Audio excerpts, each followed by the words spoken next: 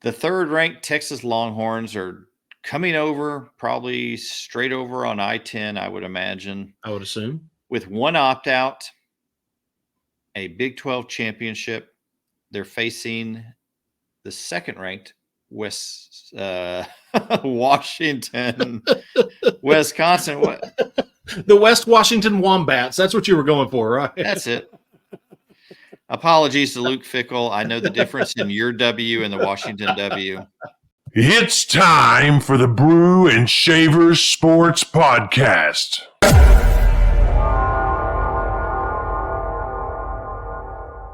Hey there, sports fans, coming to you the day after Christmas. Hopefully Santa found your house. If not, we all know why. That's right. That's something you probably need to talk about and do a self-examination, look in the mirror at yourself, ask you how you're living your life. You might need to have a come to Jesus meeting, whatever it takes for you to get back on the nice list. You might want to do that starting now in advance for Santa's next trip next December. Darren, did Santa find your house? He did, thankfully. I mean, I had plans in place just in case. I was going to use coal to start a fire if I needed to, so I could at least, be productive. But thankfully, no coal. Santa found the house. How about you? You're good? No coal? No. He found the house, but he left like 99.9% of the presents for my granddaughter. So I don't know what that was all about. But well, that's called Santa doing it right, though. I mean, that's the way it's supposed to be done. I guess my letter to Santa, my annual letter, didn't reach the North Pole in time. I don't know what happened there. Right. We hope you're having a great holiday season. Christmas is in our rearview mirror now, but we have the New Year's Eve to look forward to as we reflect on this past year, and we anticipate the coming year, making plans, having dreams, goals, aspirations, a clean slate. It is truly a great opportunity for a fresh start. And if that's what you're looking for in your life, then I hope that you seize this moment in this new year, 2024. Who would have even imagined, Darren? That's right. That's, I remember it being forever ago, but you remember Conan O'Brien in the early days doing the in the year 2000 thing, and that seemed like it was forever away when he was singing about and doing his comedy sketch about the year 2000, and now we're in 2024. It's really honestly hard to even comprehend that we're further into the future than Back to the Future. Conan O'Brien. I remember Johnny Carson. I remember. Me too. I grew up on David Letterman and Jay Leno, and Letterman was always my favorite. Oh, yeah, definitely. But yeah, I'm not even sure who the late night people are now, because part of the aging process, Darren, is I find myself falling asleep quicker. And if I am up late night, Sports Center is on. That's the other difference. Yeah, exactly. All right, I got my my notepad next to me. I'm taking notes here. Okay, what's the late breaking news? Okay, we need to mention that in the podcast tomorrow. I'll ask Darren about that. Speaking of some headlines, we have a few to share with you today. Yes. The first one is starting linebacker Jamon Dumas-Johnson from Georgia, who was a finalist for the Butkus Award this year, has announced that he is transferring to Kentucky. Pretty big pickup for Mark Stoops in the Kentucky program, Darren. A little surprising. We don't typically hear about Georgia players transferring to Kentucky. And now in this offseason, well, not really offseason, but during this December, we've had 2 leave Georgia to go to Kentucky. Yeah, it really is. It's interesting to see. I don't know if it's the stability along with obviously what is winning ways, even though Kentucky took a little bit of a step back. I don't know if it's a little bit of an NIL thing, but it's really interesting to see what they are able to accomplish and who they're able to pull. And I mean, not just from Kentucky. I mean, you look at across the last couple of years, what they've been able to do in the portal, or not just from Georgia, sorry, what they've been able to do from the portal across the conference, not just from Georgia, pulling different people from different teams. It is impressive what they're doing right now in Lexington. You got to give them props. Absolutely. And some other news that's not quite as positive as the news out of Lexington. The the Florida State University Board of Trustees met today. Actually, December, what is today? I don't even know when we're recording this, but whenever we're recording this, Darren, because the holidays all run together. Everything together. All you need to know is the Florida State University Board of Trustees met to discuss the possibilities of leaving the ACC, which will require some extensive legal maneuvering because of the contracts and the agreements that were made that keep them locked in. What's the one that keeps them locked in till the year 2036? Grant of rights. Yeah. And then you're looking at an exit fee. I was reading somewhere around the ballpark of 120 million. 120 million. Yep, exactly. So is this feasible, Darren? Here's what I don't understand. The indignation of how dare you leave a conference champion out? We're just as good as any other conference and we're undefeated. Now, next year, when as the ACC conference champion, you'll be in the 12-team playoff. And for the foreseeable future, I mean, will things change again in the next 4 to 8 years, whatever? Yeah, absolutely. But for the foreseeable future, you're going to be the conference champion. You're going to be in the 12-team playoff. What's the issue? Why are we having this fight now if you deserve to be there this year and you are worthy of being in the playoff? Well, starting next year, you're going to be. What are we looking at paying $120 million for? Stay in your conference, win it every year, go in the 12-team playoff, and prove that you're what you've been screaming about for the last 2 weeks or 3 weeks, whatever it is. I don't understand the timing of all of it. It just seems to me like there's this constant panic in Tallahassee. Well, our attorney general is going to get involved and we're suing this person. Well, and that's not really going to be a thing. So now our board of regents is going to get involved and it all just seems to be a bunch of chaos and not really going anywhere. Chaos is a great word for it, Darren. I think you're bringing a voice of reason to this discussion, this emotionally charged discussion. Yep. What different politicians in Florida are doing, that's simply grandstanding. Absolutely. However, what the trustees is talking about doing, I think, is a little more serious than that. Yep. And to your point, Darren, given the expansion of the playoffs, it really doesn't make a lot of sense unless they feel like they're getting left so far behind by the SEC and the Big Ten when it comes to TV rights. And of course, everything comes down to money, right? Mm-hmm. If they believe somehow they're getting left behind. So maybe it's more than just the 12-team playoff. And it has to be a money thing. You're exactly right. Because right now, if you were to pay all the money, do all the fighting, and let's say get into the SEC, you're putting yourself in a position to try to be, I mean, let's just be blunt about it, to try to be that 4th, 5th, 6th team from the conference to get into the playoff every year. That's not a position you want to be in when you could be the first team. So you're exactly right. It has to be contract money, TV money, all of that.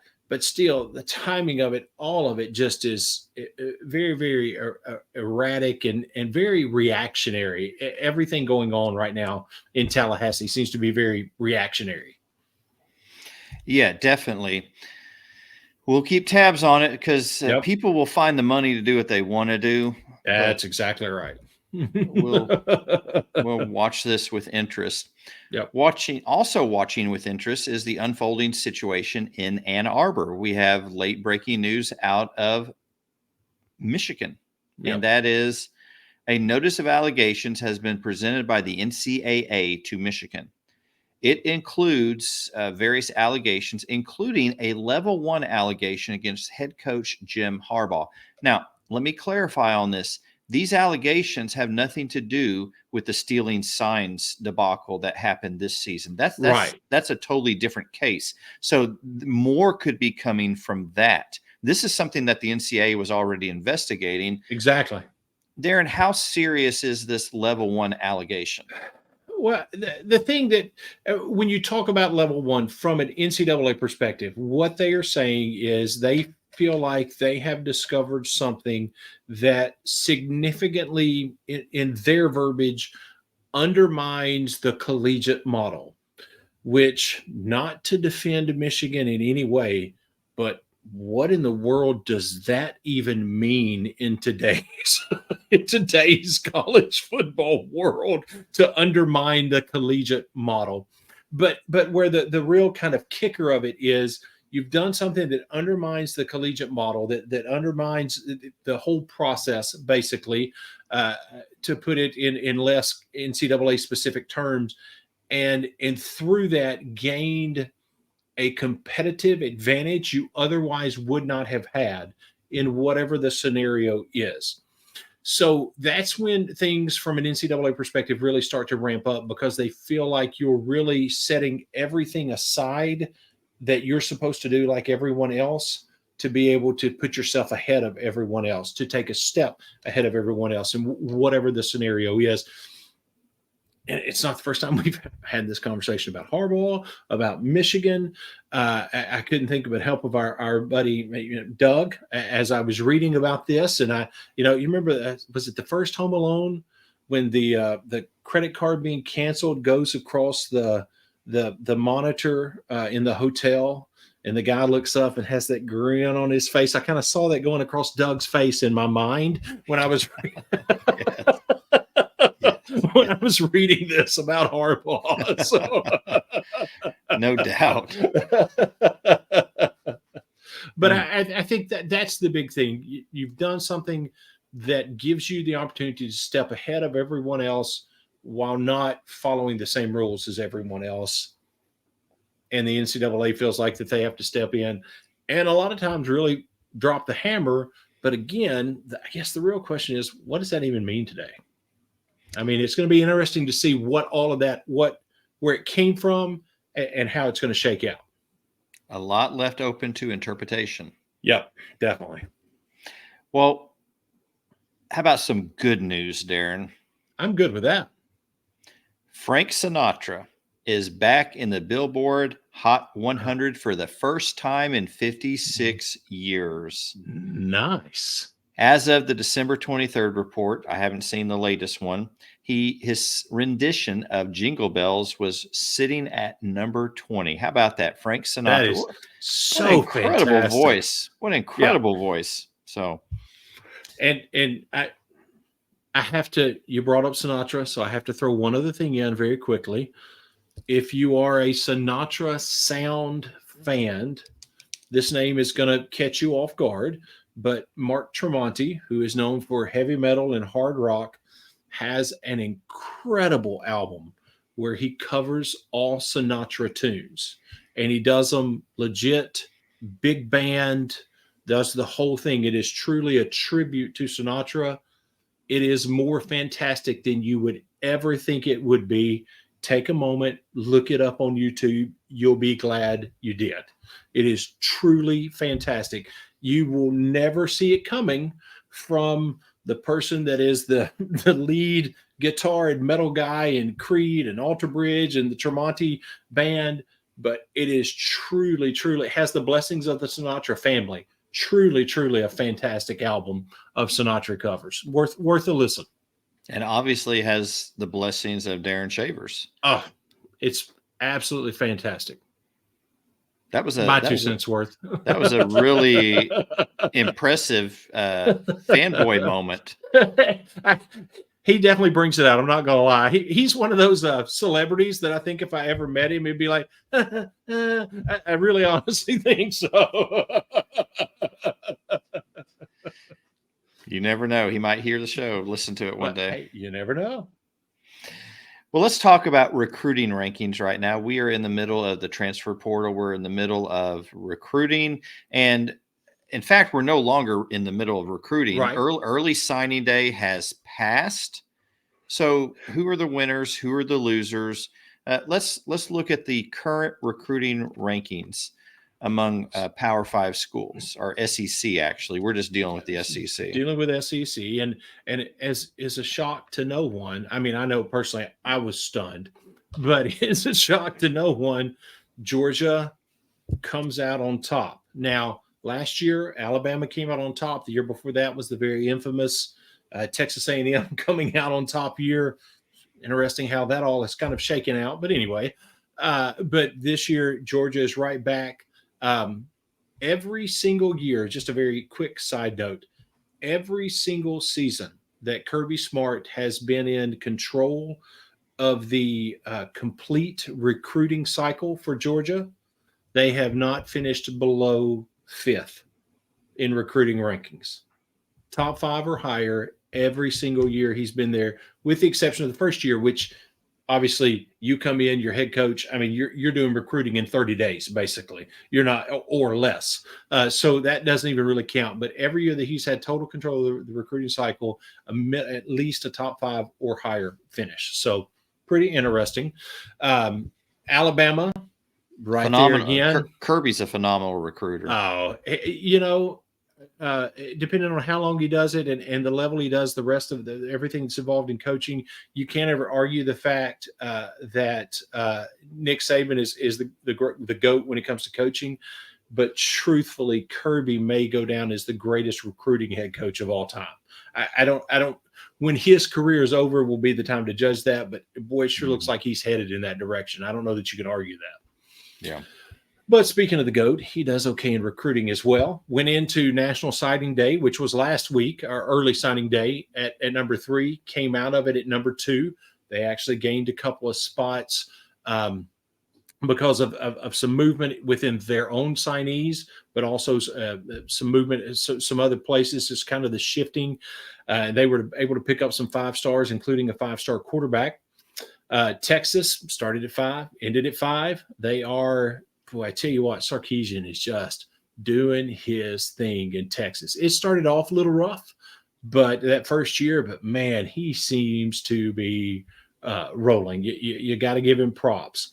Now, Oklahoma started out the day at 7, had a little bit of an issue, but lost a couple of people, had a couple of people that still haven't signed. That's really the reason they dropped, because this was the early signing, there's still going to be that January timeframe that people can sign.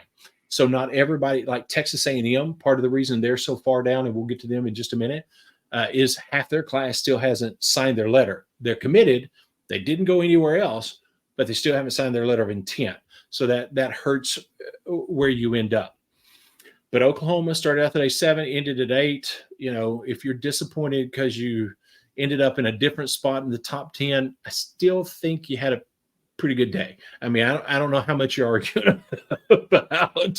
Now, let's look at these next 2 on the list. Florida and Auburn. You're talking about a tale of 2 different days.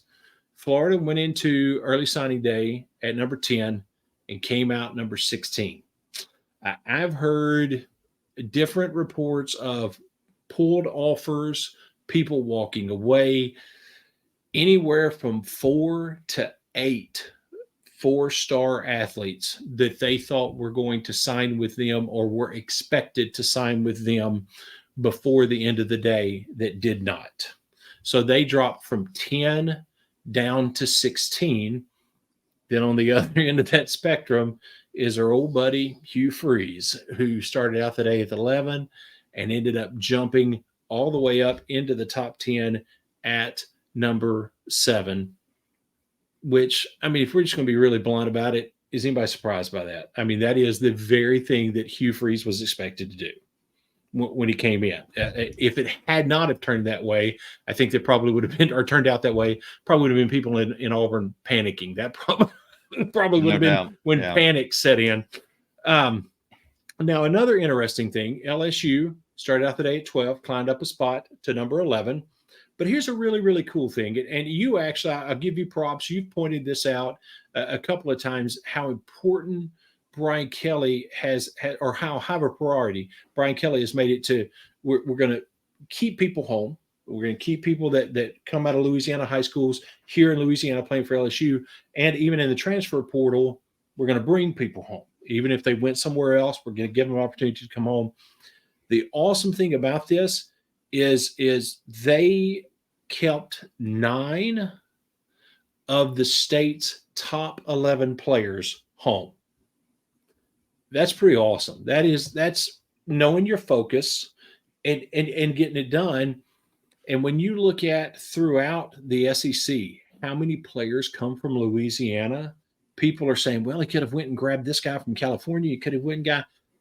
He's going to work out okay. If he's sitting on the edge of top 10 and he recruited and kept everybody home, 85% of that top class or top group at home, he's doing exactly what he wants to do and doing it well. So, yeah, that's been a lingering issue for LSU over the years. Yeah, and absolutely. And in particular, Nick Saban has poached some of the top talent out of Louisiana.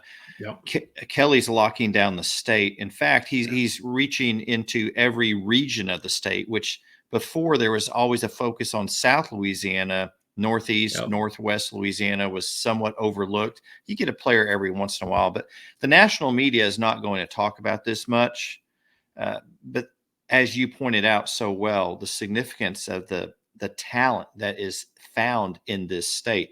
I don't think I think Louisiana is up near the top in terms of per capita, the number of players they put into D1 or into the NFL even.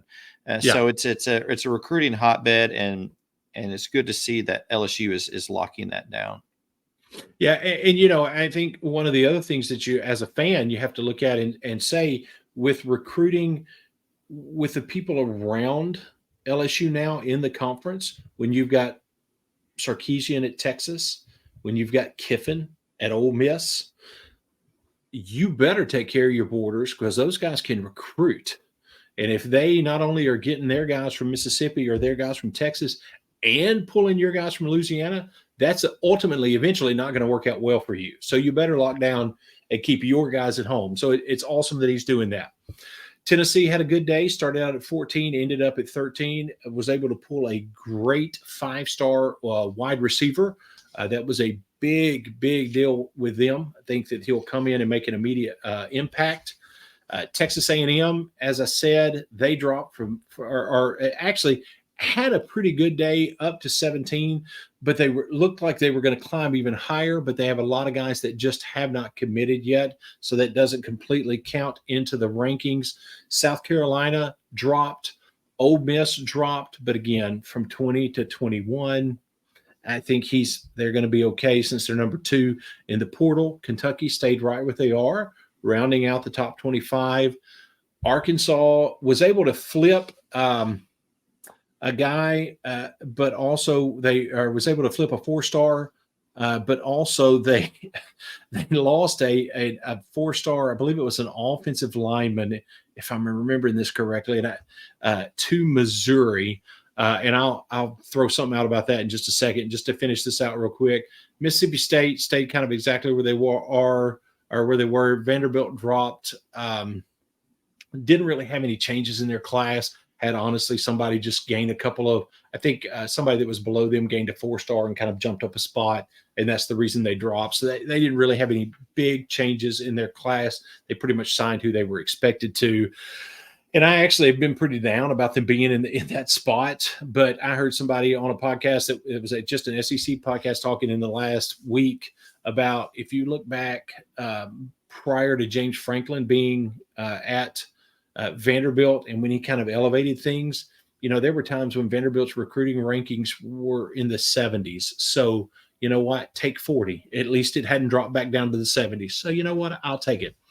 So, back to the Missouri thing just real quickly. I don't know if it's the school, if it's a booster group, I don't know who it is, but somebody yesterday decided to step up the level of trolling that Missouri is kind of becoming famous for.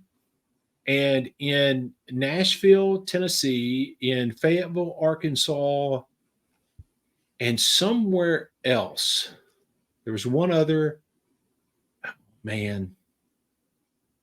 it may have been in Georgia. It almost seems like it was in Georgia. Anyway, there were billboards put up celebrating signing blue chip recruits from those cities and them coming to Missouri. They did it in 3 different cities or 3 different states that they pulled people from. One was looking at Georgia, was most likely going to go to Georgia, another Tennessee, and then the other one was a big Arkansas, like offensive lineman or something like that. And they put up billboards that went up yesterday and stayed up. It may still be up, I don't know, but they were up all day yesterday celebrating whoever the person was coming to Missouri to play football and saying, come join the party or some, whatever their little slogan is. A bold move. Missouri, very much so. Missouri's trying to strike while the iron's hot. You got to. In all honesty, when you look at overall facilities, and Missouri's somewhat lagging behind the flagship schools of the SEC, but they have a lot of momentum after this last season. And the big question is, can Eli Drinkwitz keep that momentum? Can the program continue to play at this level and possibly reach the next level? And so kudos to them, whoever's putting out the money to put up those billboards, and welcome to football in the SEC. That's right. And you know what? You got to give them props. They're acting like they belong here for right now instead of just kind of sitting back and saying, oh, well, we hope, like you said, strike while the iron's hot. You got to give them props. Well, speaking of striking while the iron's hot, let's go ahead and cool off a little bit and go to This Week in Sports History.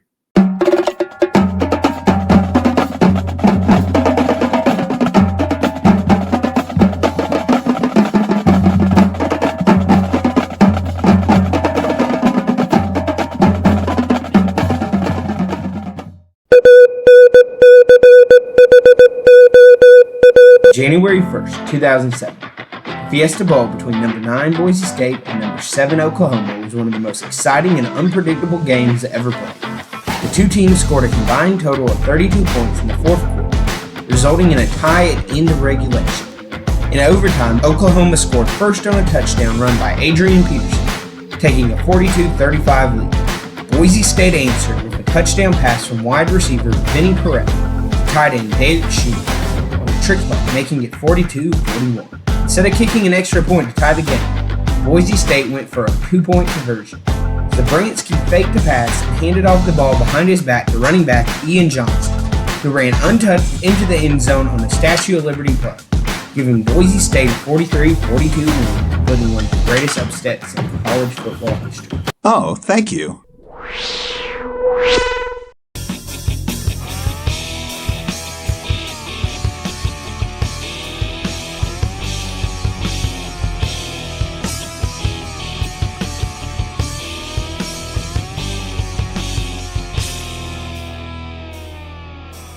Well, while we are thinking about Christmas that has just passed us by and looking forward to the new year, we still have bowl season. And over the next 5 days, there are 23 bowl games. Mark it down each day for your viewing pleasure. Oh, yeah. So there's no need for you to return items to the store. Nope. There's no need to go to after Christmas sales. No. You can just sit at home, pop some popcorn. It's not the new year yet, so you don't have to watch what you eat yet. That's right. Holiday calories, they don't count overall. That's just like the rest of the year. That's right. So we want to get right into our Bowl Mania Pickem. Hopefully you have signed up online and That's right. You've entered the challenge with us. Let's get right to it. The Texas Bowl. And Darren, you found these old graphics where we can conveniently eliminate the corporate sponsors. Right, exactly. We're not going to be talking about the Weed Whacker Bowl. That's exactly right. I was thinking the other day about the Independence Bowl. How many different sponsors has the Independence Bowl had? Yeah. And that's just, you just think about the last decade, how many different sponsors, much less during the lifetime of it. Just during the last decade, there's been what, 4? Mm-hmm. 4 or 5, yeah. At least, yeah. The Texas Bowl, which is a great bowl. It's a great venue. Houston always does a great job putting on that bowl.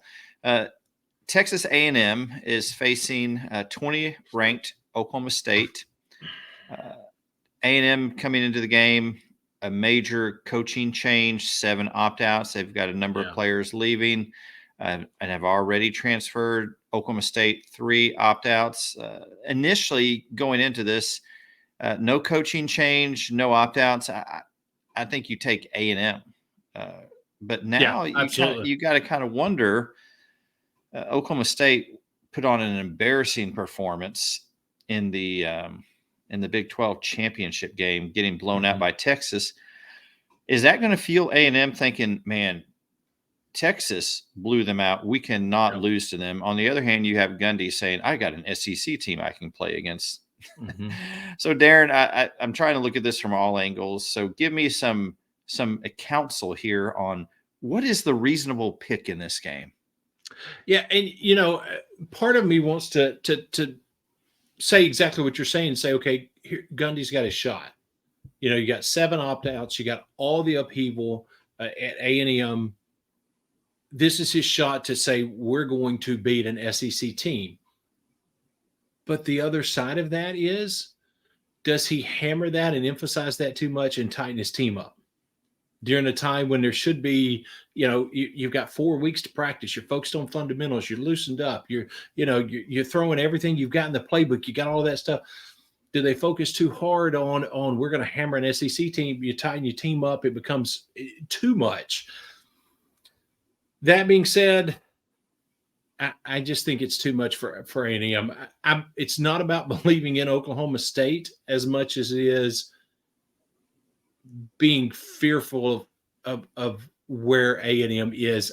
I just think even with 4 weeks of practice, even in the midst of all of this transition and the opt-outs and everything, unfortunately, I think it's going to be too much for A&M, and I think Oklahoma State does win this game. How about you? Yeah, I want to pick A&M. Yeah. But, the Mike Elko effect is not going to be present in this game. No. This is winding up a disappointing season. Yeah, I think I'll go with Oklahoma State as much as I'd rather go with A&M just to be able to say Giga Maggies, because I know we got some diehard A&M fans that watch the show. But I'll go with you and the Cowboys, and if they get mad, I'll blame it on you. Darren said. And you know what? It won't be the first time that's been the case. Moving over to the Alamo Bowl, staying in the state of Texas. Now we're in San Antonio, not too far from Houston at all. The 12th ranked Oklahoma Sooners with 10 opt-outs, facing a very surprising Arizona Wildcats team coming in at 14th, which what a turnaround down in Tucson with the Wildcats. Arizona has 2 opt-outs in this game. Even with that said, Arizona, I think they're going to be up for this game because they've come off a big season. They've got a shot at a pedigree program. One of the flag bearers, rich heritage that the Sooners bring into this. The Sooners should win this game, Darren. I'm going to go ahead and make my pick. But if they come into this nonchalantly, not taking Arizona seriously, the Wildcats could surprise them and pull off an upset. But I'm gonna stick with the Sooners on this one. And I am as well. My only concern being if the talent, because when you talk about the previous game, there is a talent gap between A&M and Oklahoma State. But when you're talking about Big 12 versus SEC, it's a gap, but not nearly as wide of a talent gap as when you're talking about SEC and Pac-12 or Pac-3, whatever. So I think the talent gap is so wide in this one. Oklahoma, it's not going to make a difference that they're in transition, that they have 10 opt-outs. They have guys that can step in and still play on a Pac-12 level. That being said, if that talent that makes up that talent gap doesn't take it serious and sloughs it off, it could get out of hand because I think Arizona can get some points on them. But I'm believing that Oklahoma can get ready and not make that happen. So I'm with you. I'm going to go with Oklahoma as well. All right. Moving over to the Gator Bowl out of the state of Texas, where 22nd ranked Clemson is facing 9th ranked. No, Kentucky's unranked. Kentucky's they have 9 opt-outs. Yes. Clemson has 5 opt-outs. Really intriguing matchup on paper, Darren. I'm going to let you pick first. Well, I'm going to be blunt about this. I'm going with Kentucky for the sake of believing in the SEC, because even with 9 opt-outs and Clemson being ranked, when you look at the odds and favorites and everything, Clemson's only a 3.5-point favorite, which in a neutral field game like this, that's a pick 'em. So if the odds makers believe this game is a pick 'em, I'm going SEC every single time. So I'm going to go with Kentucky in this one. Is Leary playing quarterback for Kentucky, or did he opt out? And what about their running back? Davis. He is definitely playing. Let's hope that kid doesn't call Dabo this week trying to get him to justify his yearly salary. And there is the $1 million question. Will someone call Dabo and call him out? Because if they do, he is playing. Oh.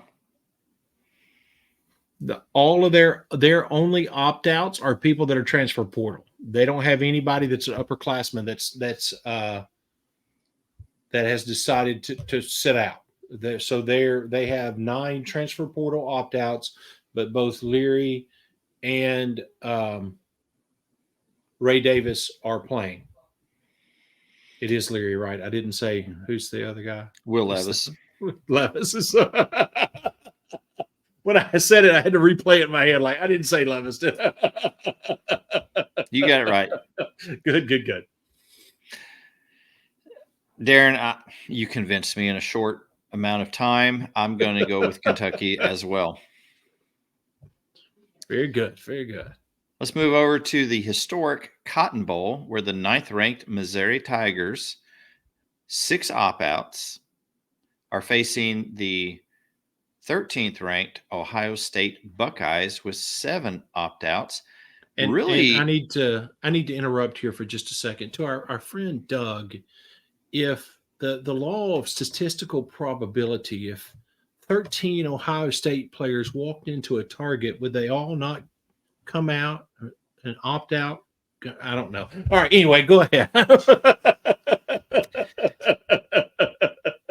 That was a little passive aggressive.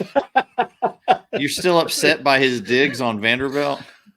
I'm just saying 13 Ohio State players opted out. I'm just saying. That's all. Yeah, their quarterback, he went to Syracuse? Yep. So, and this is really, on paper, an intriguing matchup. It's one that, as a sports fan, you're like, wow, that'd be a fun game to go see. I'm going to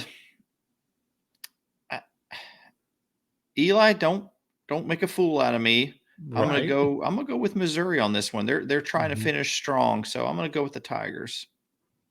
And I'm gonna jump right in with you. I agree completely. I think that's finish strong. You know, they're seeing it as a continuation of the season, regardless of the opt-outs. I think they're gonna do it. I'm in total agreement. That takes us to the Peach Bowl. There's an old graphic. What year is that from? I think that's 67 Peach Bowl, I believe. The 11th-ranked Ole Miss Rebels are facing the 10th-ranked Penn State Nittany Lions in another matchup that looks like a lot of fun. Oh, yeah. Ole Miss has 4 opt-outs. Penn State has 3. Lane Kiffin has struck gold in the transfer portal, at least on paper. We'll see how it translates when the players get on campus and see if they can blend in with the team and how those dynamics work out. James Franklin, another disappointing season at Penn State. He wins the games he's supposed to win, and he keeps losing the games that he needs to win to get to the next level. Yep. So who comes into this game with, I think Franklin comes into this with a chip on his shoulder. He's got an SEC program here. He can make people forget about the Ohio State and Michigan debacles, their losses by beating Ole Miss. On the other hand, Lane Kiffin, dude, you cannot lose to Penn State. Come on, man. Come on. So I agree. I'm going to put my trust in Lane Kiffin. That may be a mistake, but I'm going to do it anyway. I'm going to go with Ole Miss. I'm going to agree with you, and it may be a mistake. We've talked about what happens to Lane Kiffin in big games, but I think the odds makers did him a favor.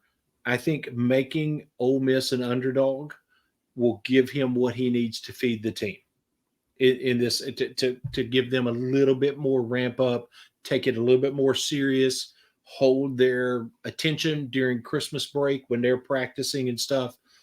I think that works for them. I think Ole Miss wins. That takes us to the Music City Bowl, where the unranked Auburn Tigers, 7 opt-outs, are going up against the Maryland Terrapins with 11 opt-outs, including their award-winning quarterback, who I think, what he said, a passing yardage record in the Big Ten for quarterbacks, to his little brother. Yep. So, golly, you look at that, and what's Maryland have left? I think you got to go with Auburn on this one. I'm in total agreement, and I will say the same thing I said about the game with Oklahoma and Arizona. It's just going to be a talent gap thing. Is there reason to believe that if they were playing somebody else that was closer in talent, that they could beat Auburn because they've already had a rough season and they've got 7 opt-outs? Yeah, but I don't think it's going to be this Maryland team. I think this is an Auburn win. The Orange Bowl features the 6th-ranked Georgia Bulldogs. How in the world are they ranked 6th? Ridiculous. With 9 opt-outs going up against the 5th-ranked Florida State Seminoles, inauspiciously left out of the playoffs this year with 10 opt-outs. And before I go any further, Darren, what a retro, cool Orange Bowl graphic you found there. Oh, and I have to mention here, let's go back to it briefly. This is because the Music City Bowl has not been around a long time. This is the original year. This is the first year Music City Bowl graphic. All right, go ahead. Hey, talk about him. You took all the time to find him, so talk about him. I love this matchup. This is a playoff matchup. Yep. And this is one, you look at a game like this and you're like, why don't we have a 12-team playoff this year? Yeah. Because both these teams could very easily get to the national championship game. Yep, these teams are loaded. Now, I noticed Florida State's having some opt-outs, some pretty big name opt-outs. Georgia is as well. I think that Kirby Smart has a bigger chip on his shoulder than Mike Norvell. Florida State has been upset about being excluded, but I think Kirby Smart is pretty upset about being left out as well. So I'm going to go with the Georgia Bulldogs, the Dogs. Yeah, I agree completely. Florida State rather, is upset about being excluded.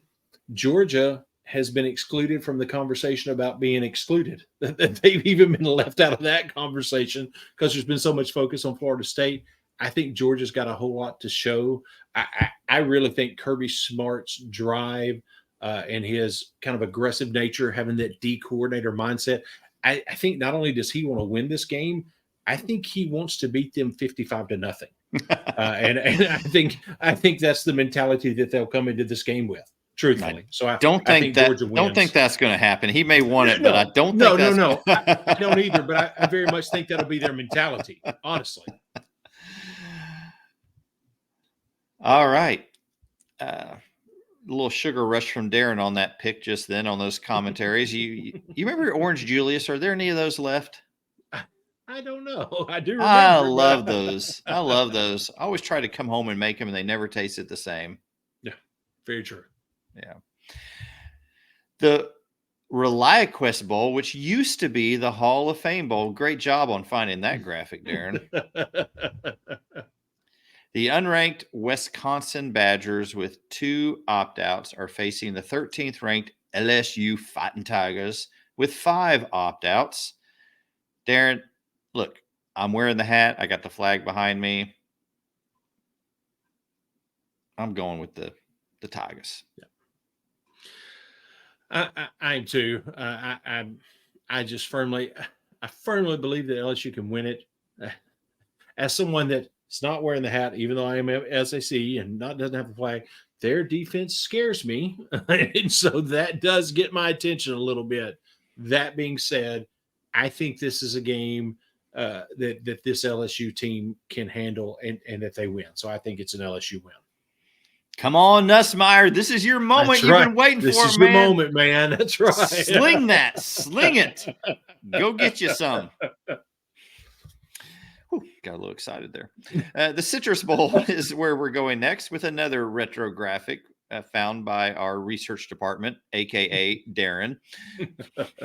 Producer, research department, commentator, analyst. He does it all. He will cook you dinner and bring you dinner if you need that too. Okay. Depending on the day. The 17th ranked Iowa Hawkeyes led with that high-powered offense. Only one opt-out, so look out. They're coming. Facing the 21 ranked 21. They're ranked 21st. The Tennessee Volunteers. Josh Heupel leads his team in with 8 opt-outs. Look, Tennessee, don't even talk to me anymore if you lose to Iowa. This cannot happen. That's right. I hope for Iowa fans that your one opt-out is not your punter. I didn't even look it up. I'm not going to lie to you. I just hope that's not the case for you Iowa fans. I just don't envision a scenario where Tennessee loses this game. And if you do, shame on you. But Tennessee wins. Takes us to the granddaddy of them all, the Rose Bowl. Here we go. Well, we got playoff action. The 4th-ranked Crimson Tide from Alabama with 3 opt-outs are facing number 1 ranked Michigan with 0 opt-outs, at least until the NCAA imposes a lot of fines and suspensions and anyway. Well, there wasn't a column for allegations, so I couldn't really include that. So I'll cut to the chase. What was I going to say? I'll cut to the. I don't know what we were cutting to there. I'm gonna be honest. The chase. I'm gonna go with Alabama. I think Nick Saban is. Look, when you get to the game the way they did, converting a 4th and long or your season is over. Mm-hmm. Man, things are just falling your way. Yep. I think Alabama wins. I'm in total agreement. When you get a break like they got in that game, and then you follow that break up with a win over the most dominant team in the country over the last 2, almost 3 complete seasons, you are not only doing things the right way, have found your groove, but you're getting the breaks when you need them. And that is the formula that you need to win a national championship. This is an Alabama win for sure. And in the other playoff game, we go to the historic Sugar Bowl in the heart of New Orleans, a city that never sleeps, a city that's always celebrating something. The 3rd-ranked Texas Longhorns are coming over, probably straight over on I-10, I would imagine. I would assume. With 1 opt-out, a Big 12 championship. They're facing the 2nd-ranked Washington, Wisconsin. What? The West Washington Wombats. That's what you were going for, right? That's it.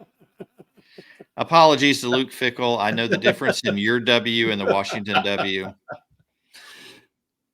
The Washington Huskies, led by Michael Penix. So we're going to have some great quarterback play in this game. Mm-hmm. I like the Longhorns in this one. Washington's a good team. I think Texas is going to show up.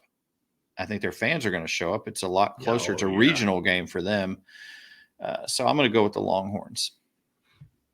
Complete and total agreement. I think Michael Penix Jr. will truly take advantage of the opportunity. I think he will do some incredible things. But I think even if it ends up being a tight game, it's still going to be a Texas victory. So that takes us through the Bowl Mania. Our picks for this year. get in on the action. You can go to our page and find out information how to be a part of that. It's in the link just below as Darren is pointing. We'd love to have you on board. As you know, whenever we do these contests, these Pick'em contests, Darren and I never win. So it's your chance to win some really cool prizes, merchandise, maybe even a chance to sit down and we can have a coffee or a Coke together, or a piece of pie, or even better, some gumbo, jambalaya, some boudin, all that great stuff. So there you go. Bread pudding. Oh, gee, look at the time, Darren. I think it's time to go.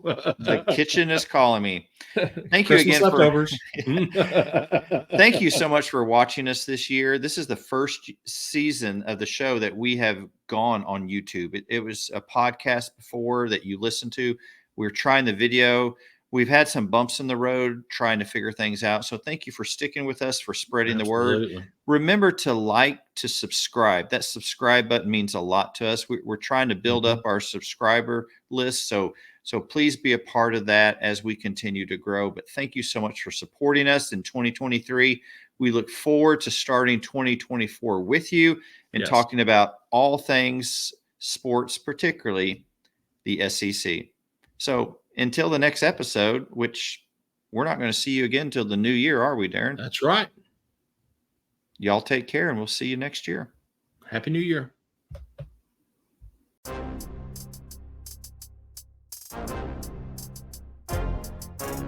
Thank you for making the Brew and Shaver Sports Podcast your go-to sports show. Be sure to subscribe, rate, and review our show if you haven't already. Your feedback is important. Let us know what you think about this week's show. Send an email to brewandshavers@gmail.com or a text to our text line, 318-390-3599. We look forward to hearing from you. Thank you again for listening to the Brew and Shaver Sports Podcast. See you next week.